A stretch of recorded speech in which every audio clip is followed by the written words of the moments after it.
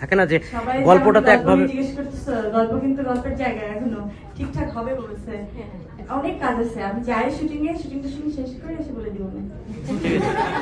তারপর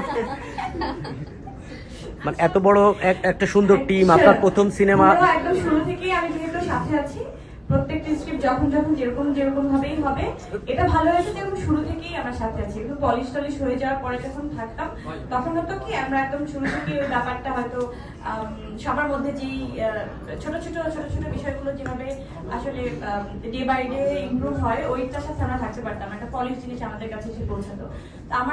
আমি খুবই হ্যাপি যে একদম শুরু থেকেই আমি আছি এটার সাথে। মনে পড়ছে অথবা আপনারা মনে করে দিচ্ছেন, আমার যখনই ফিল হচ্ছে ভাই আমার পাশে, তখনই মনে হচ্ছে না না না কি বলবো। আমার সাথে কি হচ্ছে, আমি লিফটে উঠতে আপনারা দেখছিলাম যে হাসাহাসি করছিলাম, আমরা খুবই মানে মজা করতেই আফসোসের একটা কথা বলছিলাম যে একটা মানে যুগ পার হয়ে যাচ্ছে একদম, মানে হয় না লাইনটাই বলি, বলে যে ভাইয়া বুড়ো বয়সে এসে আমাদের কাজ হচ্ছে।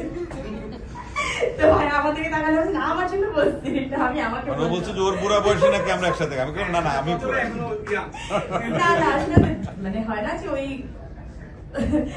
টিনেজ বয়সটা তো আসলে আমরা সবাই পার করে আসছি, এখনো আমি যাই না মনের মধ্যে টিনেজ থাকলে কি হবে, আসলে আমরা একটু বয়সের মধ্যে দিয়ে যাচ্ছি, যেতে হচ্ছে, যাবো।